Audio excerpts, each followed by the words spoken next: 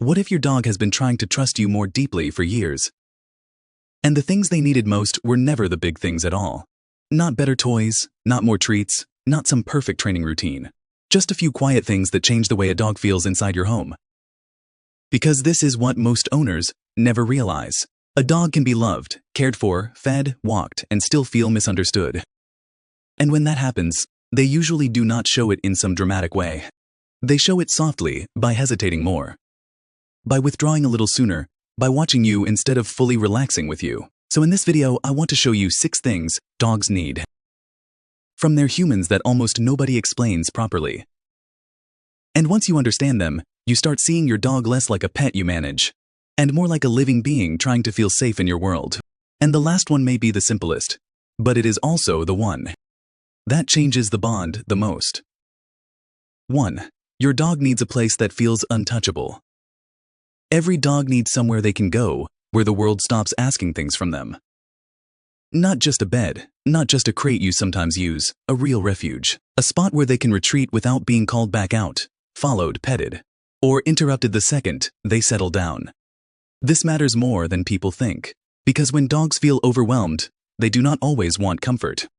Sometimes they want distance, sometimes they want less noise, less motion, less social pressure. And owners often mistake that for rejection. The dog goes under a table behind the couch, into the corner of a room.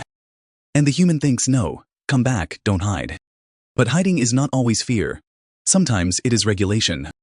It is your dog's way of bringing their nervous system down, before stress builds into something bigger.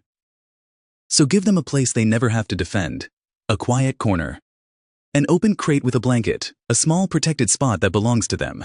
Because dogs cannot fully settle in a home if they never know where they are allowed to disappear in peace. 2. Your dog needs you to respect when affection is their choice, not yours. This one is hard because most people hear it and instantly think, but I'm just loving my dog. And yes, you are, but loving your dog does not mean every touch feels good to them in every moment. A lot of owners touch their dogs constantly without thinking about it. A hand on the head while walking by, a rub on the back when the dog is resting, a quick cuddle when the dog was perfectly content doing nothing. Humans see those moments as warmth. Dogs sometimes experience them as interruption. That does not mean your dog hates affection. It means timing matters, choice matters. Being able to move toward contact instead of having contact imposed on them matters. And once you start paying attention, you notice the difference. A dog who wants touch usually tells you. They lean in, they nudge your hand, they rest their chin on you. They press their side against your leg and stay there. That is very different from a dog who simply tolerates being handled. A lot of people confuse tolerance with trust. But a dog who truly trusts you does not just allow closeness, they seek it. And one of the fastest ways to become more trusted is to stop assuming. Every quiet moment belongs to your hands. 3. Your dog needs you to meet them at their level. When was the last time you sat on the floor with your dog and did absolutely nothing? Not to put on a leash, not to clean something up, not to check a paw, just sat there. From your dog's point of view, you are huge. You move above them, reach down from above, stand over them. Walk past them with speed and control all day long. Even when you are kind, that still creates pressure. Because size matters in the animal world, posture matters, height matters. That is why so many dogs change the moment a human gets lower. When you sit on the floor, you stop feeling like a force moving through the room. You start feeling like a presence your dog can approach on their own terms. And that changes everything. Some dogs will come closer. Some will soften without moving. Some will just stop monitoring you so carefully. That alone tells you how much your posture affects them. This is especially important for shy dogs, rescue dogs, or dogs that always seem affectionate but still slightly guarded. If you want your dog to feel safer with you, stop always asking them to come up into your world, go down into theirs. 4. Your dog needs walks that satisfy their mind, not just their muscles. Most people still think a walk is mainly about exercise. Get the dog moving, burn energy, come home.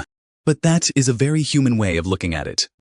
For dogs, the walk is not just physical, it is mental, emotional, sensory.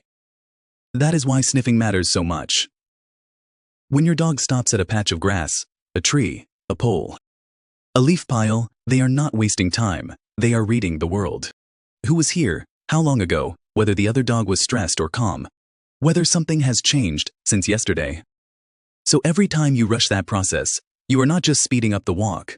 You are cutting off one of your dog's most important ways of understanding their environment. And then owners wonder why their dog comes home from a long walk still restless. Because the body moved, but the brain never finished. So let them linger sometimes. Let them investigate. Let them finish the sniff instead of turning every walk into a timed assignment. A dog that gets to use their nose properly comes home different. Not just tired, more settled. And there is a big difference between those two things. 5. Your dog needs a life that feels predictable. Dogs do not rely on clocks the way humans do. They rely on patterns. They learn the shape of the day. When food usually happens. When quiet usually happens. When you usually leave. When you usually come back. And the more dependable those patterns are, the safer your dog tends to feel. This is something owners underestimate all the time. They want a calmer dog, but the dog's routine is all over the place.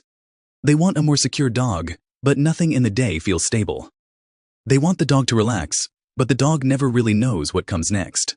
That creates low-level tension, not always panic, not always obvious anxiety. Just a nervous system that stays slightly switched on because the world keeps shifting. And when a dog lives like that, trust becomes harder, settling becomes harder, even affection becomes harder because part of them is still busy watching for the next change. So no, your dog does not need a military schedule, but they do need anchors. A mealtime that usually makes sense. A walk rhythm they can count on.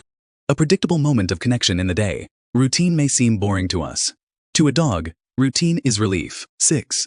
And this is the one almost nobody takes seriously enough. Talk to your dog, not just commands, not just corrections. Not just sit, stay, come, actually talk to them. Say good morning, tell them you are home. Talk while you make coffee. Talk on the walk. Talk in the car. Talk when they are lying nearby doing absolutely nothing at all. Because your dog is not just hearing sound. Your dog is living inside your tone, your rhythm, your attention. When you speak to them warmly, you are doing more than making noise. You are including them. That matters a lot. A lot of dogs spend their entire lives being managed. Fed, walked, corrected, redirected, handled, but not truly included. And dogs feel that difference more than people realize. When you talk to your dog like they are part of your life. Not just a responsibility inside it, something opens up. They listen, they orient toward you, they soften. Not because they understand every word, because they understand presence. And maybe that is what dogs are waiting for, more than anything else. Not perfection, not constant stimulation, not some ideal owner who never gets anything wrong. Just a human who makes them feel safe, respected, and emotionally close. Now put all 6 of these together. A place they can retreat without being disturbed. Affection that respects their choice. A human willing to come down to their level. Walks where they get to use their nose properly. A daily rhythm that makes life feel predictable. And a voice that makes them feel included. None of this is flashy. But for a dog, this is huge. Because these are the things that decide whether home feels like somewhere they merely live, or somewhere they can fully let go. And when a dog can finally let go around you, that is when the real bond begins. That is when trust stops being a word people use and starts becoming something your dog can actually feel. And if your dog has been waiting for that version of you, the good news is this: you do not have to become someone new. You just have to notice what they have been asking for all along.